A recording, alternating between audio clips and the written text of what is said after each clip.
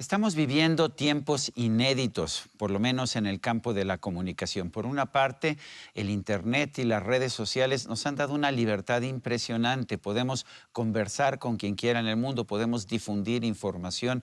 Las personas se han convertido en verdaderos medios de comunicación cuando usan estos medios, estas redes sociales para alcanzar un público más amplio. Al mismo tiempo, estamos viendo nuevos tiempos de censura, nuevos retos en contra de las libertades individuales.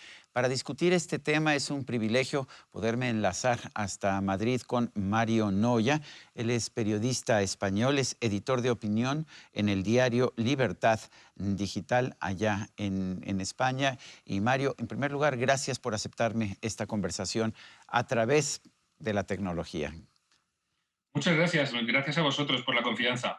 A ver, hemos visto una serie de situaciones completamente inéditas. Por una parte, un presidente de los Estados Unidos que dejó la presidencia apenas el miércoles pasado, pero que utilizó las redes sociales, particularmente Twitter, para alcanzar el poder y que al final fue censurado por esa red y por otras redes como Facebook, como Instagram. ¿Cuáles son las lecciones que tenemos que aprender?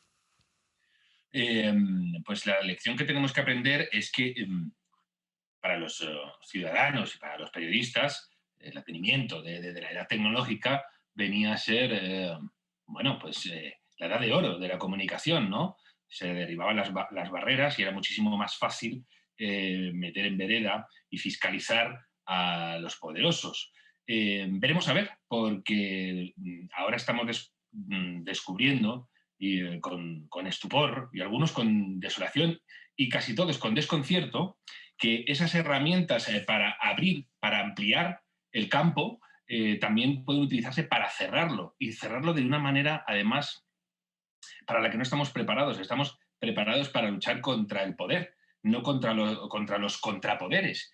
Y además, en regímenes democráticos, en regímenes abiertos, cuando la restricción, la opresión y el control te vienen de la sociedad civil, de verdad te pillan con la guardia muy cambiada, ¿no? Y entonces hay mucha gente que no sabe cómo actuar. Cuando yo veo las encuestas de opinión que se llevaron a cabo en México después de la censura en contra de Donald Trump, me sorprendió la enorme cantidad de personas que estaban a favor de esta censura, a pesar de que pudieran ser personas que en un momento dado hubieran defendido la libertad de expresión. ¿Qué opinas de eso?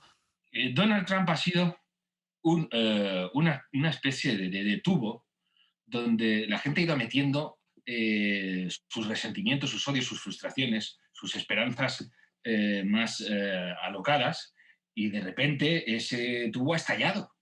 Muchas veces Trump es más una figura que otra cosa, ¿no? Y la reacción que no se esperan los medios es explicable cuando uno ve que los medios, paradójicamente, son una campana y viven muy encerrados en sí mismos.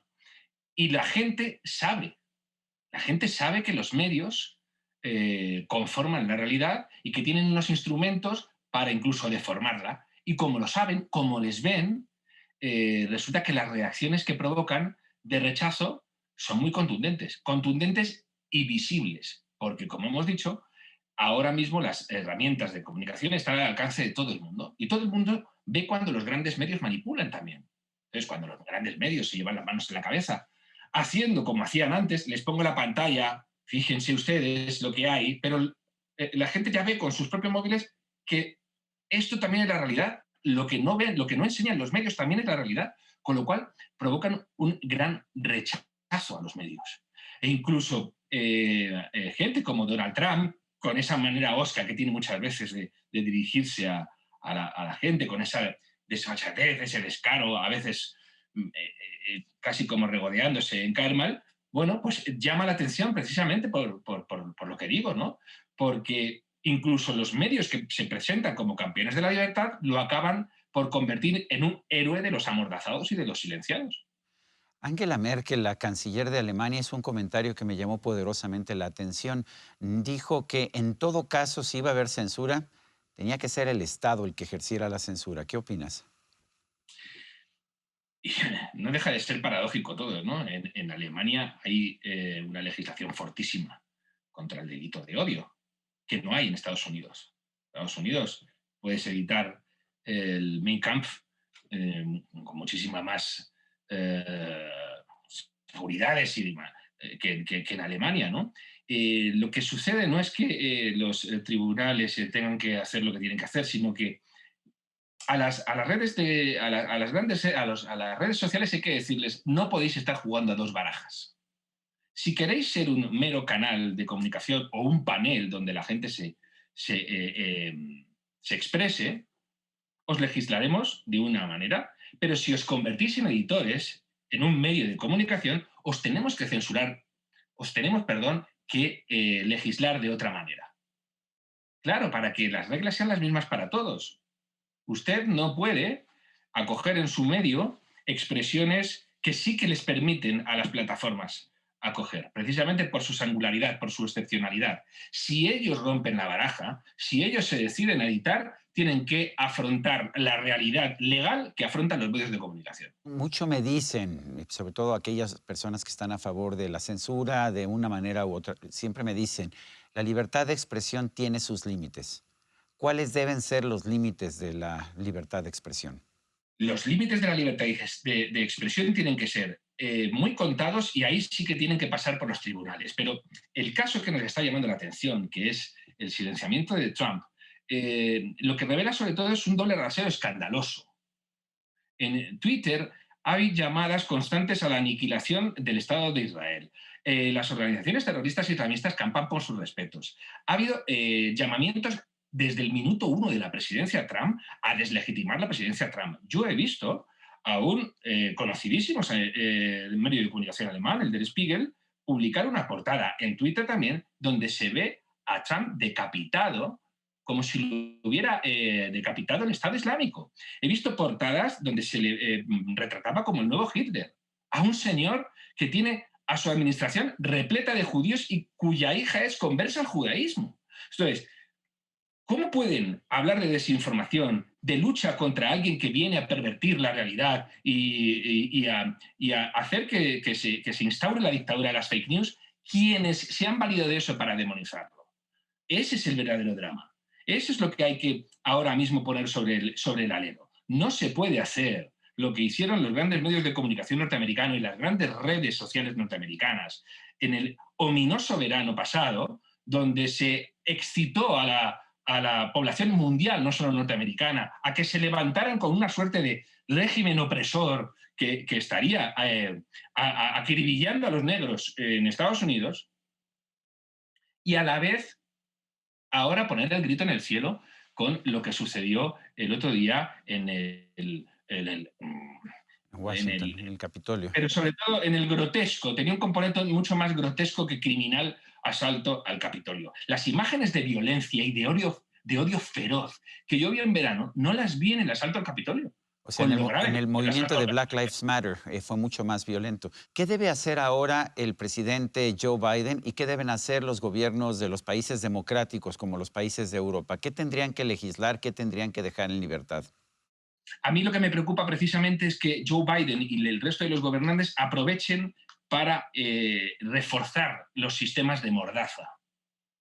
Joe Biden lo que tendría que hacer es pedir perdón, porque el principal vector de agitación social en Estados Unidos desde hace mucho tiempo es el partido sobre el que él controla, el Partido Demócrata, ¿no? Y el que le ha encaramado a la Casa Blanca. Lo que tiene que hacer es pedir perdón.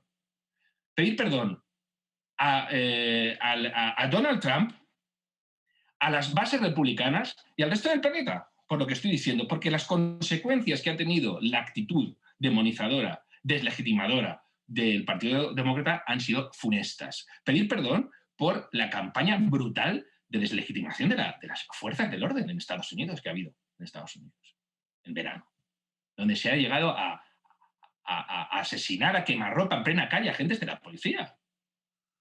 Pero Eso es lo que tiene que hacer él. Y no aprovechar para reforzar la censura del Big Tech, que qué casualidad coincide en sus planteamientos con la demonización y el silenciamiento de una parte de la población tachada como los deplorables, como los palurdos, como los ignorantes, como los brutos, por muchísimos prominentes líderes demócratas, empezando por San Barack Obama, al que todo el mundo luce o pone en los altares y del que los historiadores llegarán a plantearse qué sucedió en aquel momento, porque a este hombre se le encumbró de la manera en que se le encumbró, si a la hora de constatar sus actuaciones, sus declaraciones y sus maneras de gestionar, evidentísimamente no lo merecía.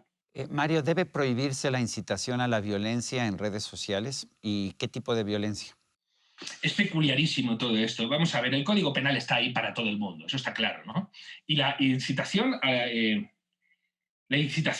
de nuevo, vuelvo a decir, la incitación ya está sucediendo.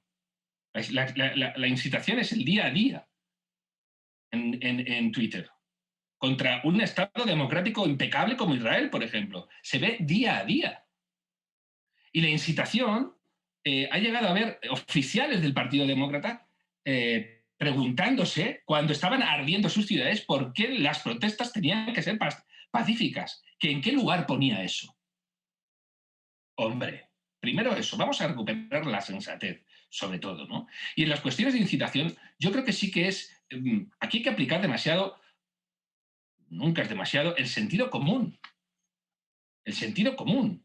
Y para eso están además las fuerzas del orden. Si tenemos códigos penales, si no hay que inventar nada, no hay que inventar la rueda. Ya está todo inventado. Ahora, hay que tener cuidado con lo que se dice, porque ahora todo el mundo, a todo se le considera delito de odio.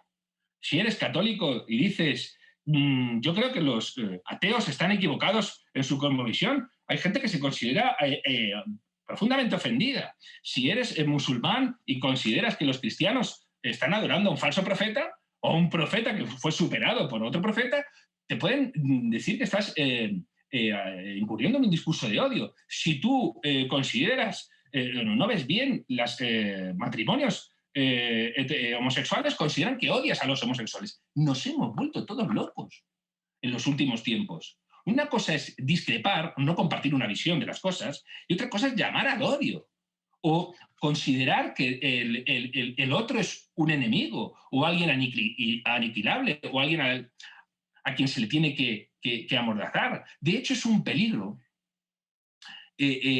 retirar de la plaza pública a las voces más demenciadas o las voces más execrables, porque si no, es mucho más fácil, en ese momento es mucho más fácil blanquearlas. Hay gente que se desvive por pactar con elementos perniciosos de las sociedades. Si tú no les dejas expresarse, tú no puedes saber bien con qué te estás enfrentando. Yo prefiero, muchas veces esto ha pasado en los medios de comunicación, siempre ha habido reflexiones, ¿no? Hay que mostrar imágenes de los atentados más sanguinarios de los terroristas. Yo soy partidario de que sí. Frente al discurso de mucha gente que dice, no, aquí hay unas causas políticas y son idealistas confundidos, si le enseñas el cuerpo de una madre desventrada por una bomba, el que te pretende imponer ese discurso se lo va a tener que pensar 3 veces. Y eso no tiene nada que ver con pornografía sentimental o con explotar el lado más amarillento de la realidad. Nosotros somos periodistas y el periodismo muchas veces tiene que ser un espejo y reflejar la realidad.